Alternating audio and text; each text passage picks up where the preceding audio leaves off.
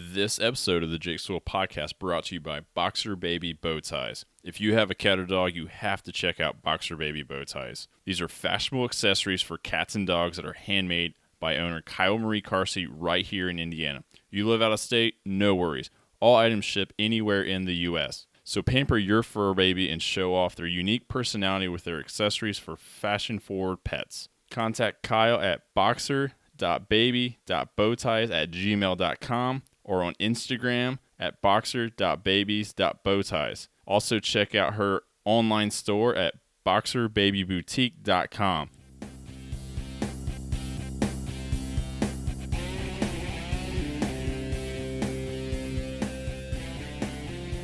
Welcome to the Jake Sewell Podcast. Joining me tonight is Cheryl Lindus, the founder of Experience Muncie. Cheryl, thanks for coming out. Hey, Jake. How are you doing this evening? Doing well. I appreciate you stopping out and talking about what you're doing with Experience Muncie. If anyone ever says there's nothing to do in Muncie, they are not familiar with you or your platform or your website or Facebook pages, Experience Muncie. Basically, you kind of give an update of everything to do in Muncie, right? I do. I curate information from about 30 different sources every week. We have fantastic calendars here, munciecalendar.com. Facebook has event listings. We have muncieevents.com.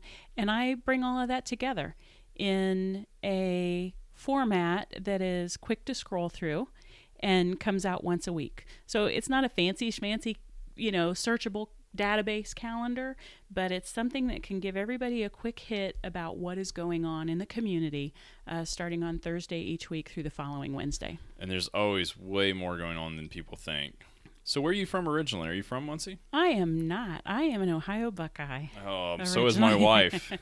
And I came to Muncie as a youngster when I was 8 years old in 1972 and went to school here and started my first job and careers here. And then I left the community for 10 years with my company and moved around to three different cities, and back to Muncie again. What company were you with? So I was at the Star Press, and the parent company was Gannett, and I worked there. I started there when I was 19 years old in the advertising department and continued to work there for 18 and a half years. And then I left and went to Huntington, West Virginia, and I was there for a few years. And from there on to Springfield, Missouri, and I was there for a few years, and to Montgomery, Alabama, and then made my way back to Muncie about 9 years ago. What city are you from originally in Ohio? Willard, which is north central, just about 45 minutes from Cedar Point. So I'm very familiar with Willard. I went to college in Findlay, Ohio. Oh my goodness! And yes. We had some friends that had a place on is it Holiday Lake? Yes. Yes. Certainly is. Yep, went up there and tubed and skied there. So I know the area pretty well. It's a nice area. It is. It's an interesting area, small town, very small town. And we had a 1,000-acre farm there and a lot of agriculture. And so that was a fun place to be when I was young. Now, you mentioned West Virginia. Where else did you live? West Virginia, Missouri, and Alabama. Any of those were particular favorites or things you did or didn't like? Here's the interesting thing about moving around like that is that you uproot your life and you go into a community and you find things that you like and things maybe that you don't prefer about each one. So, West Virginia is beautiful. The state is absolutely gorgeous. You have the hills and the mountains. You're at the base of the Appalachians. So it's just a gorgeous area to live in. Springfield, Missouri, in the Ozarks, lots of lakes, things to do, outdoors. I would say that would have been my favorite outdoors community. Lakes and just anything that you wanted to do, you could figure out a way to do it. Also easy access to airports, 6-hour drive from Dallas, 2 hours from St. Louis. We had a regional airport there, so we could come and go. And Montgomery, you know what? You can wear open-toed shoes year-round in Alabama, so it's kind of fun. Especially some of the winters that we had around here Exactly. recently. Now, what was your role with the Star Press? Well, when I left in 2016, I was a regional vice president, so I oversaw 3 newspapers in the state of Indiana, in Lafayette, Muncie, and Richmond. And prior to that, I was general manager in Muncie and different roles, publisher in Montgomery, Alabama. What got you into the press world? It was really interesting. It was a complete fluke. I worked at a local retail establishment, Pierce Electronics, selling car stereos and TVs and Atari games back in the early 80s. And some friends of mine that worked there as well were full-time employees of the newspaper. And an opening came up, and I said, hey, this is a great opportunity for a long-term career, and was able to get established there and just continued to grow. And it was a place where you could develop and move on if you wanted to be able to do that. Yeah, one of my former guests, Mike Rhodes with the Muncie Journal, was been involved in radio, and he talked about the travel and relocating. Is that pretty common in that type of business to move up? It used to be. It's changing. The industry as a whole is changing, so they don't move people around nearly as much as what they used to. And I'm glad I did that, because you learn when you move to a different community about a different culture, and everywhere I lived was extremely different, and it was all very different from Muncie, Indiana. So I loved that and loved getting to know the people in those areas. How do you see like newspapers and print nowadays and going forward with obviously the internet and social media out there now? I'll tell you, people want information. So while the print readership is changing, the folks are reading the products online. So they can still go to starpress.com and get local news. And actually, the newspaper here has, for the size of property that it is, one of the most highly trafficked websites in the company. So when you start thinking sort of per capita, as a loose term, very well read and very active and a very engaging community, which isn't the case necessarily everywhere. But print's gonna continue to change because there are so many other ways that people can get their information now. It wasn't that way 20, 30 years ago. They sat down and they read the newspaper. Well, now you have the internet, and you have all the digital, and you have multiple television stations with cable and broadcast, and you have radio stations, and so it's just a fragmented market, and it's going to continue to change. Was the easy accessibility of the internet kind of what started the idea for you to start Experience Muncie? Yes. I was reading a book called Known by a marketing guru named Mark Schaefer. And it was about building a personal brand in the digital world. And it talked a lot about how to, build an audience and use analytics and really grow. And those were things that, even though we were in the digital world while I was with the company, it was not as intricate as getting into, how you really build that audience on a regular basis and when you're starting from scratch. Because, we started with the newspaper 15 years ago, and so now, I'm starting over. And it's accessibility to people. Even though the algorithms change, there's a really nice learning opportunity there as to how you can engage audiences and draw those people into what you're doing. When did the initial idea hit you, hey, I'd like to do something to promote what's going on in our community? A year ago. So actually, it was just a little over a year ago in March. I had been out of the company since 2016. And so a couple of years off, and I was thinking, okay, I want to do something. And I signed up for a program at the Innovation Connector. And at the same time, I was reading the book, Known. And I started thinking about, okay, what is missing in the community? And how can we bring that around to people so that they can really understand all there is to do here? We continually hear, you have to go to Indianapolis if you want to have a good meal. You have to go to somewhere else if you want to hear live music, or if you want to have a night out, or if you want to do things with your children. And I thought, living here and knowing the community as I had since I was a youngster, and then leaving and coming back, I knew that we had it all here. We just had to figure out how to get it all together and talk about it. And then, I built out 3 or 4 different components of it and started learning really in depth how to use the social media. And that's a constant learning experience. And so I talked to some community members, put it in front of about 4 or 5 people, leaders in the community, and said, what do you think? And just decided to throw it out there, because that's the beauty of social media, is you can throw it and see what sticks. And if not, you can immediately pivot and make a change. Yeah, I'm kind of going through the same thing with the podcast. Mm-hmm. And the one thing I'm finding is people just aren't familiar with podcasts in the area. Mm-hmm. Podcasts have existed for about 10, 11 years, but here in the Midwest, yes, obviously we're a little behind on some things. Did you face any of that when you started out, or was it pretty established because you were using Facebook and Instagram, correct? I use Facebook, Instagram, and Twitter. Okay. And I would say the people are there. You just have to find them. The algorithms change with Facebook so frequently, and you have to really learn how to get to those people. And sometimes that might be through a paid advertisement, which I do. I boost some of my posts. And other times it is shares and likes. And so if people see things on the page, you want them to share it and you want them to like it so that their friends will see that as well. And it's just a different type of way for them to get that information. So it's not like, I don't have a website. So, I'm really have to work the social media and continue to stay up on what the trends are to get them there. Yeah, I think a lot of people don't necessarily think to go to social media for that type of information. Mm-hmm. As you talked about algorithms, and how do you use them or study them? Because I'm curious myself, because I'm trying to grow a bigger audience as well, and I'm not very good with the social media other than putting my post or my podcasts out there. Are there ways you use algorithms or set ways to look at things? Well, what I do is I look at the analytics of when people are engaging.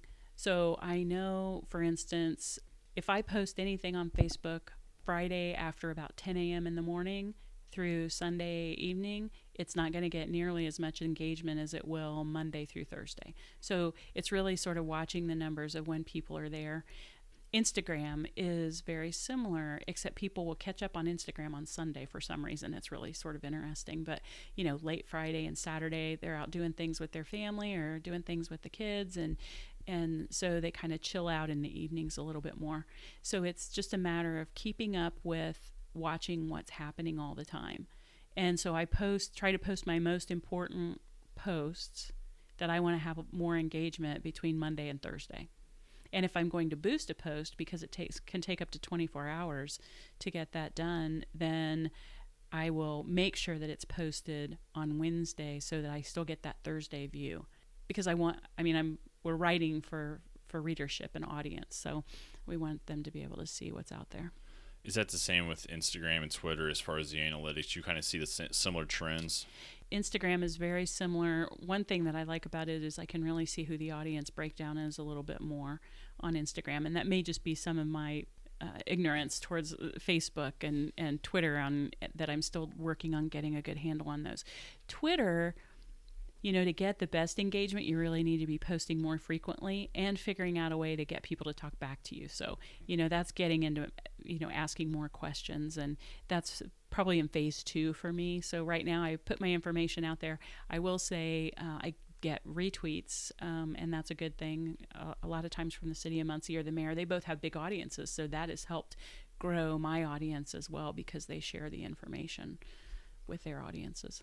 One recommendation I got from another podcaster was talking about going to like a community event, whether it be like an arts walk, and set up a table and just, mingle with people. Is that something you've done as well? Or I have. Actually, I have been a part of an arts program at Ball State University. I've had a booth at the Chamber.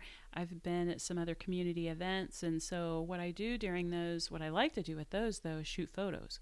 Because people like to read about their neighbors and themselves, and they like to see photos of what's going on. So that's a good way to engage people and getting them, from your point of view, to get them to talk about themselves or why they're here or why they're out and about.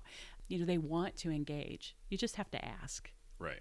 Yeah, because like I said, people I talk to, once they hear a podcast or you listen to them, they kind of get hooked. Yes. It's just the initial idea is kind of foreign to them. Mm-hmm. And I'm sure it was the same way with getting kind of your schedule, the right. community schedule off Facebook or Instagram or Twitter. And for you, it's a matter of getting people to understand that, you can do it if you've got Bluetooth in your car. You can listen in the car to a podcast. I know have a lot of friends that do that. They'll download them, plug in their player, and be able to listen right while they're in the car. So it's finding the time, because they think it's a matter of, do I have 45 minutes to sit down and listen? Or, you just have to work with them on how you work that into your schedule. Because time is a big priority. Yeah, for me, I really enjoy driving and listening to them. I have an office job, so I can sit and listen to them at work. But, a 2-hour podcast might take me all day because I got interrupted, but I'll pause it. Yeah. And I think getting people to understand that it's a radio show that you can pause and listen to at your own leisure. Exactly. There's no commercials in the middle of it typically. So, yeah, I think, like you said, just getting out, that's something I'm definitely going to try to do because it obviously seemed to work for you pretty well. Yeah, I mean, Arts Walk is a great place. Think about the places that have a high foot traffic and the events around town, or someplace where you can be telling a story while you're there, and get people to come up and chat with you because they'll love to do it. They'll enjoy it. I'll definitely be doing that. Now, when you say you typically post on Thursday, what's the process leading up to that as far as researching what's going on that week, getting your writing done, communicating with people in the community? Okay, so I have different things going on different days of the week. On Monday, I post the things to do post, and it starts with Thursday. So those people are planning their week. If they start looking on Monday or Tuesday, they've got the information there and they can scroll through. So the things to do post, and this week was a big post because there are nature days for the kids in the kids zone. I call kids events kids zone. And so I had almost 90 total slides to create. So that takes about 6 hours to pull all of that together and visit all the sites and get everything in a format of which I can post it up. So, and then other days of the week, it depends. If I'm writing a profile about a restaurant, I am a slow writer, and I'm very particular, which is, sort of a little bit of a downfall for me because I will write and then rewrite and then rewrite and rewrite, and that's just from not doing it a lot. And but I like to make sure that I've hit the high points of anything that I'm writing. So those can take 5 hours, or they might take me 8 hours. It just depends on how often I have to go back and forth. Now, when you post, obviously you put it on the 3 social media sites. Is there anywhere else you put that information out? I have not. And I think that's, I spent last weekend kind of in a little content planning session and thinking about additional things to do in other platforms. But no, at the moment I'm trying to sort of hone my skills on the ones that I've got. When you're reading about some of the marketing opportunities out there, and it's to focus on 1 or 2 things and not try to do 5 things at once. So I'm just trying to be better and build more audience where I'm at. And I'm pretty much on trend right now from where I set my goals. I have weekly goals of where I want to be at the end of that week on each platform. And I'm pretty close to where I wanted to be when I set those goals at the end of last year. Are those goals set on basically subscribers, followers, or feedback? They are based on followers on all 3 platforms. And then, so let me give you an example too of how sort of the disparity between the numbers. So on Facebook right now I have, I think, 1,608 followers. And when I do a post, like I'm writing about some influential women that I post up every few weeks, and I do a post about one of them, I always boost that post. And on my last one, which was Amanda Reniger from Sea Salt and Cinnamon, had 11,000 engagements.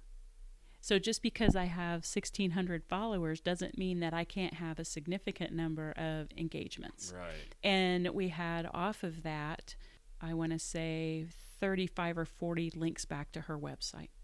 So those are some of the analytics you can get into when you're thinking about the type of traffic that we're able to provide. And so it's thankfully a process of evolution, and it doesn't have to be a one-size-fits-all and getting it right the first time. Right, we can make adjustments as we go. Now, you say you write about women in the area. Are they local, like, business women in the area? Not all business women. And I've got one coming up in a few weeks who she's probably more service oriented than she is professionally oriented, and that's pretty exciting.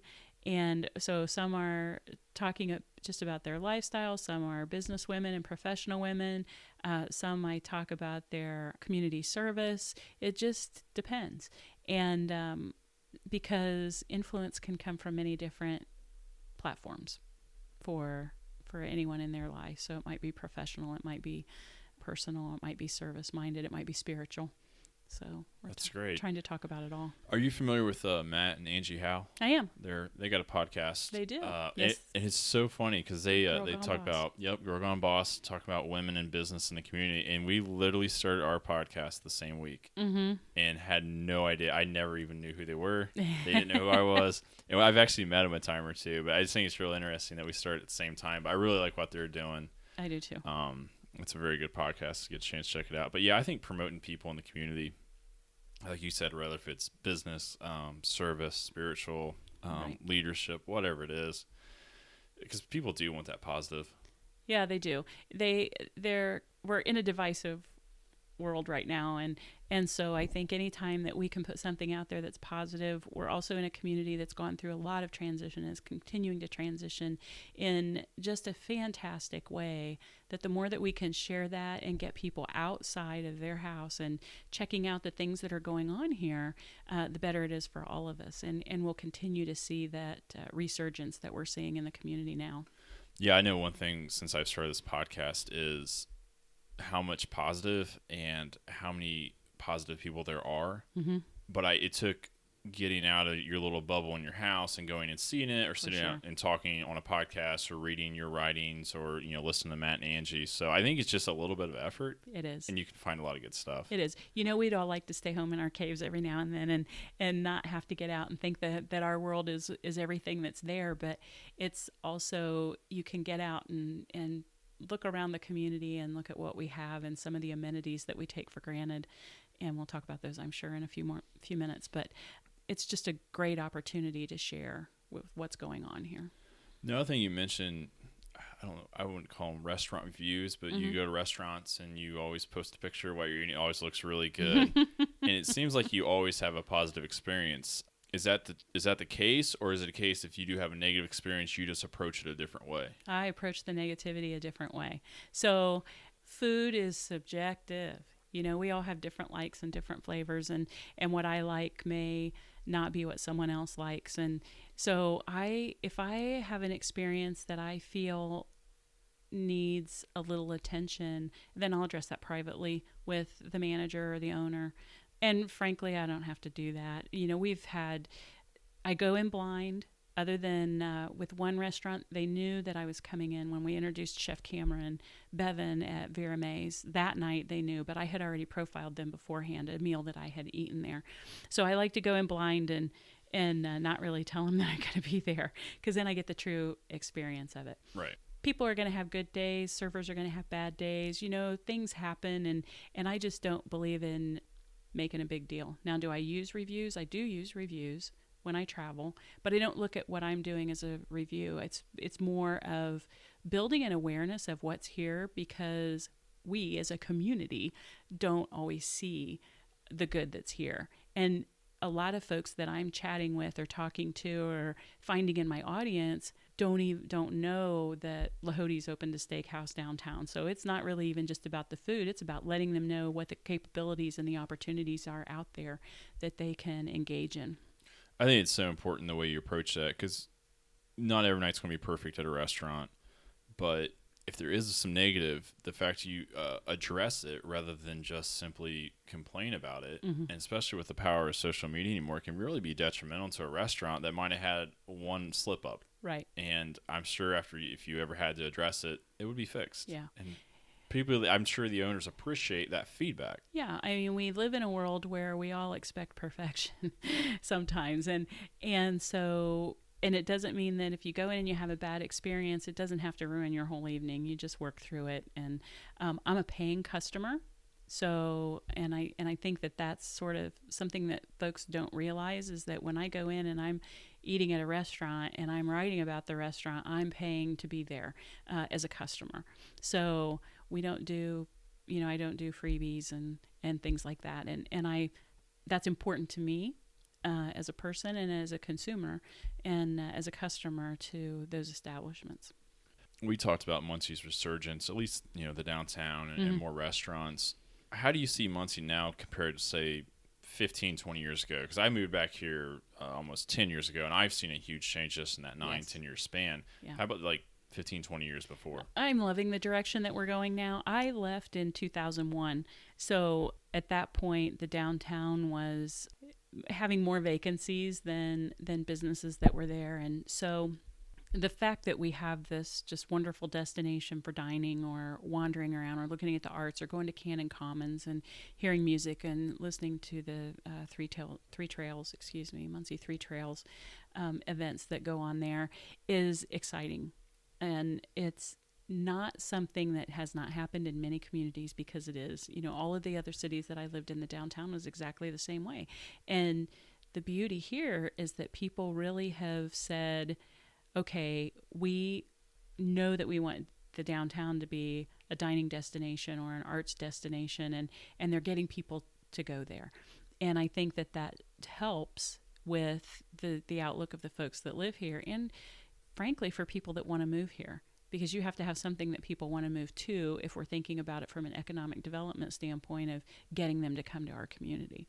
And so it's I am enjoying it very much. Yeah, it's been a lot of fun to watch. Cheryl Crowder was on it a few weeks ago, and we talked about the Muncie Crawl. Yes. Which I think when they first came up with the idea, I'm sure a few people kind of snickered at it, thinking, what is this? And they ended up having 5,000 people. Right. And she said Muncie basically outgrew that event because all those empty buildings that they use are filled. Yeah. So it served its purpose. And I think it's just to see that progression, over 18 years. It is. And if you start thinking about, and for folks that haven't been downtown for a long time, or you think that everything, that there's nothing there, there most certainly is. And just, you can walk around and window shop. The Heidi Hale facility is just gorgeous if you want to wander by and look in the windows and shop, because obviously I have 4 or 5 of her pieces too. So it's just really a great opportunity to shop and dine and convene, with other people and kind of come together. I think one thing they're doing a great job is it's pretty family friendly. Yes. There's the pottery place where you can go with your kids and paint pottery, and then it gets in the kiln, and you get a couple weeks later. The concerts they're having downtown are free for the Three Trails music series. They're having movies. Right. So I think it's important to bring in families and children, because those children more than likely will stay in the community, and in 20 years, 25 years, they'll be taking their kids downtown. The interesting thing in that you say that is, when we were little and it was sort of the retail destination, because this was before the mall was ever even in place or thought of, we shopped downtown. So that's kind of the way that we think about it sometimes, is that, all that retail space is gone, and, big JCPenney's was there, and Sears was there, and Young Shoes, and we would go downtown and we would shop. So what you're saying is, it's just going to be a different thing for those children as they're growing up, is they're going to be able to say, hey, you know what, we're going to go downtown and have dinner, or we're going to go downtown and listen to a concert, or be involved to see the Christmas program, when they light up the Christmas tree. So it's the same concept of having a place to go and a place to be. And it's just a different purpose right now. We went down to the Christmas thing last year with my son. He would have been about a year old. Fun. And I'm so excited because we can take him downtown, and the concerts, because it's free. You can sit further back. If he gets fussy, we can go home. Right. When I was a kid, I was born in 85, so I basically grew up in the 90s. We didn't go downtown. Never. Right. You drove through it. Right. And that was it. And when I was little, which was in the 70s, there were movie theaters downtown, and there were, again, the shop. That's where we went to shop. And we would jump on the bus. I lived in the south side of town, and we would jump on the bus and go downtown and shop, or go to the movie at the Rivoli or the Strand. And it's so having that mind, it's not that there's nothing there anymore. There are things there. It's just going to be different things for you to do. I think people are always going to go out and spend their money somewhere, somehow. Right. And, the way the mall's looking now, and, some of the big retail stores, people, I think, are starting to kind of go back to wanting to buy local, shop local, go to local restaurants, which I think is great for the community. I understand the big retail, they're employing local people, but it's nice for the local business owners. Right. I'll give you a really good example of that. Hayloft Boutique is downtown, and it's next to Casa del Sol. And for I don't know, the first couple of years she was open, that Debbie had the store open, I didn't go in. And I thought, it's a boutique, and I made some assumptions and some prejudgments before I walked in the door. And I went in last year, actually, after I started Experience Muncie, and I started looking around, and I was just, thrilled for her to have found that location and to have brought something to Muncie that is such a great shop to be able to go to. 2, to be a downtown destination and a location, so it fills up a space from downtown. And 3, it's completely affordable. Who knew? And I think that sometimes we make those judgments and think that places are not going to be in our ballpark, when in fact, if we just get out and look around and learn a little bit more about them, we find that we do have it right here. Yeah, I think just like you said, just exploring, just, even if you don't buy anything. And I know for us, when we have friends from out of town, because Muncie has had a rep in the news for obvious reasons with the drugs and crime or whatever, they're blown away by our downtown. Right. And I'm like, guys, this wasn't like this 15 years ago. This has been a fast change. Yeah, and it's taken a lot of work and a lot of commitment. Another place that I have been into downtown, and a lot of people don't know about, is the Vintage Shop, which is a great vintage clothing store on Walnut Street, but it's across from the jail. And Jasmine Shop owns it. And if you go in, you're going to have a fantastic conversation with someone and feel like you just left your best friend. And she has the best buys on clothes, especially for Ball State students. And she has a terrific amount of traffic from the university. And so that's the other thing that we want to see is students and faculty from the university integrating into the downtown area as well. So I'm really thrilled for her as well, because it's another destination for people when they're looking to buy. That's a great point about Ball State. I think it's always been separate. It's been campus and the village, Yes. and then you had the rest of Muncie. And if we want these college students to stay in our community, get jobs, settle down here, they need a reason. Right. And I don't think there was that I don't think that was happening before. Right. But if and shopping in the village is the same thing. I mean, that's a two-way street in that, because when I was little, just as you said, so we had the north part of Muncie and the south side of Muncie, and then we had the village, and you didn't go there. And the beauty of what's happening and the transition with the university, especially with President Mearns being here now and being so engaged in the community, is that there are many reasons for us to go to campus for events. There are many free events that are going on campus, and I include those in my postings each week. So there's music when school's in, so it's summer, it's a little bit quieter now, but in the fall there's always music every week that you can go and listen to and see the students or see a lecturer or a speaker, and it's really, an access is much easier than we think it is. It's just a matter of going and doing it that first time. Right. And getting over that hump of saying, okay, this is something that we should do on a regular basis. So this experience, Muncie, has to take up a lot of your time through the week, I'm sure. It does. It does. Although I will admit that in the winter I slowed down a little bit on a few things. So I just, as I mentioned earlier, just redid my content calendar, and it'll ramp back up here in the summer because I like being out and about and wandering around and shooting photos. And it can be a 40-hour a week if I want it to be. It can be a 20-hour a week if that's what I need that week. But so there's some flexibility there to the way that I'm doing it. Although I would like to, my goal is to just have consistent daily content when I know that audience is engaging, so that, because that's how you build more traffic and build more audience. What do you do when you're not working on Experience Muncie to keep yourself busy, or any hobbies, passions? Travel. Travel? Yes, as often as I can. So, when I was a young girl, my dad always talked about the places that he wanted to go and things that he wanted to do. And he passed away at a young age. He was only 58 and I was 19, and he didn't get to do that. So I committed to myself then that I was not going to leave those things out there. And so I always have a bucket list of what's next and where I'm going to go next, and be able to see the world and experience life from a different viewpoint than just where I live. What are some of your favorite travel destinations you've gone to? Oh my gosh, Italy. Italy is right there at the top. London, Paris. I'm going to Africa in January, so I'm very much looking forward to that. Yep. Kent and Steve have a trip going with the Vera Mays group, so we'll be in Africa for about 18 days, I think. Safari? Mm-hmm. Yes. Which part are you going to? East Africa, so Kenya and Tanzania. Yeah, very much looking forward to that. Next up, the following year will be a barge cruise, which is a small, intimate 12 to 20 people cruise on a riverboat that is very intimate, a little bit. And I love cruise ships, so I cruise on big ships. But the next time I'm going to go on a small ship. Which river? I don't know yet. That's the problem. There are like 25 to choose from, and I want to go back to Ireland. Another favorite destination that I've been to, and I mean, the beauty is you can find something to like about everywhere that you go. There's going to be things that, you might not want to go back, but most of the places I want to go back that I've been to even and be able to experience them more. So Is the food in Italy as good as everyone says it is? yes, every bit of it. I love Italian food, but I've never been there. And the wine is fantastic. I shipped back wine and shipped back olive oil. I mean, I got home and it took me like a month for all my stuff to get here from there. And it's just it is an experience from the minute you touch down until the minute you leave.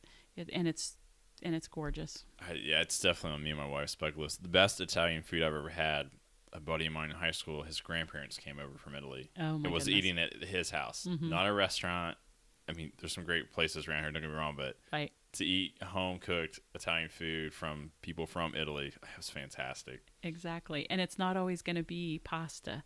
No. There's and I enjoy that about Osteria 32 actually, because their menu is not all typically like a regular Italian restaurant that most people conceive of, just lasagna or spaghetti. I mean, it's northern Italian. Isn't as well. typically the pasta more like the appetizer Yes, before most your certainly protein? is. Mm-hmm.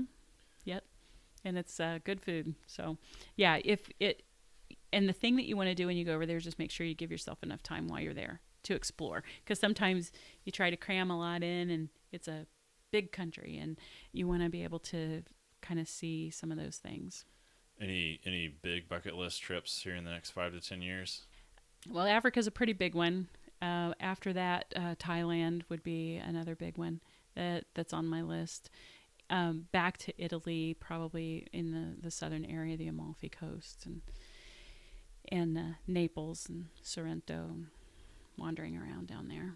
I love the passion for it. I can tell. Mm-hmm. It's important to you. Yeah, it's of all the things on my bucket list, the different countries that I want to visit and places in the world, and even in the United States. I mean, we've been to a lot of places in the United States, but upper Midwest, or upper West, I should say, Northwest, I've barely scratched the surface on. So, carving time out to make sure that I'm seeing what's here in the United States as well is just as important. There's a show on it's Travel Channel, maybe Destination, one of the cable networks, and it's called Aerial America. And it's basically an aerial tour of each state. Oh, fun. And me and my wife, because we want to travel in the future, we'll watch that and we're like, yeah, I've always wanted to go to Idaho.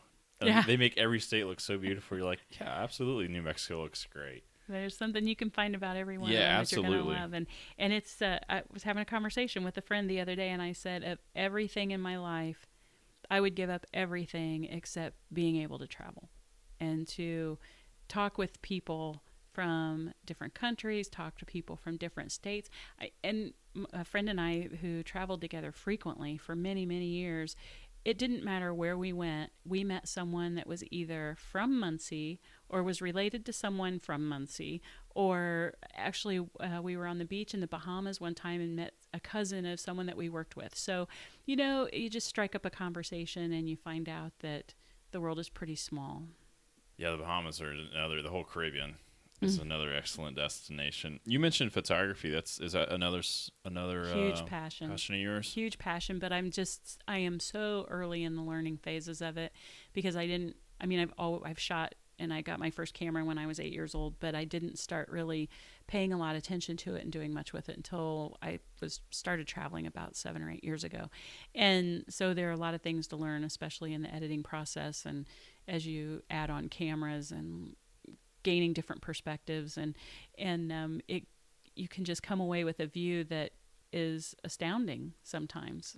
Yeah, my wife, she's been doing it for a long, long time. I didn't pick up a camera until 3-4 years ago, and it is a passion, because you go out, and I always like to hike, watch sunsets, sunrises. I'm like, I should capture some of this. Now It's just getting better at it. Yes, because it can be difficult. It can be, and you have to have patience, because sometimes we just want to click, click, click, click, click, and get all of those shots. And really, when you take a minute to think about it and get your perspective in order, and it's a wonderful thing. And I take probably now, well, if I'm around town, I probably take 40 to 50% of my photos with my iPhone.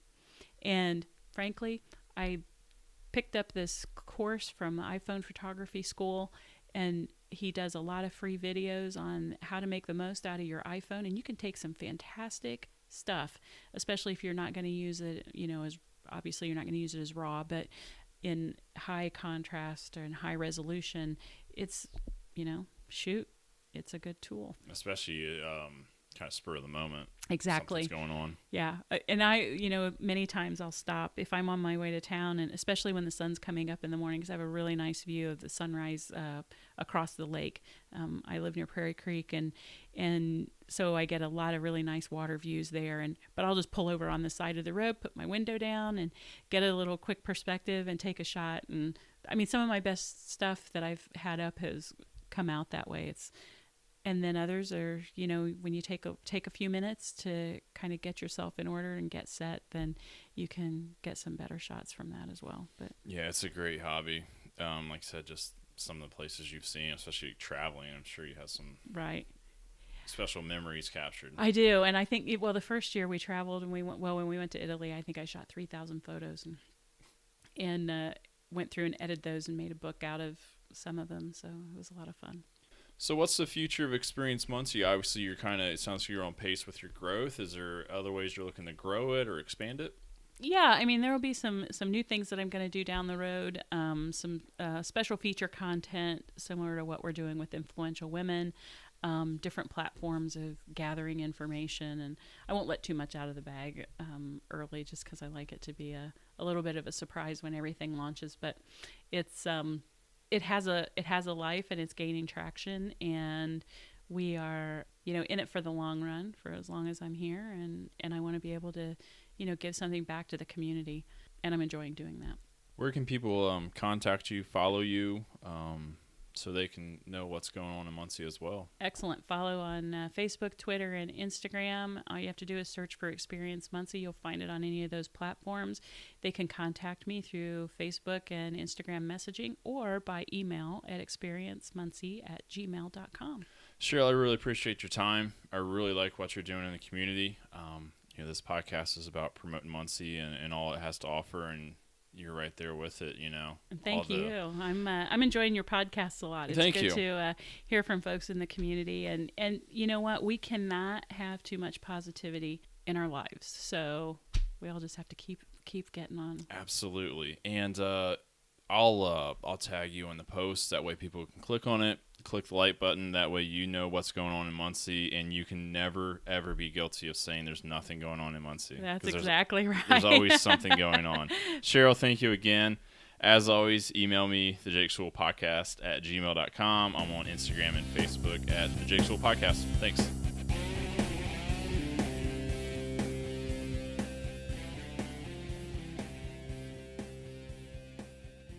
This episode of the Jake Sewell Podcast brought to you by Boxer Baby Bow Ties. If you have a cat or dog, you have to check out Boxer Baby Bow Ties. These are fashionable accessories for cats and dogs that are handmade by owner Kyle Marie Carsey right here in Indiana. You live out of state? No worries. All items ship anywhere in the U.S. So pamper your fur baby and show off their unique personality with their accessories for fashion-forward pets. Contact Kyle at boxer.baby.bowties@gmail.com or on Instagram at boxer.babies.bowties. Also check out her online store at boxerbabyboutique.com.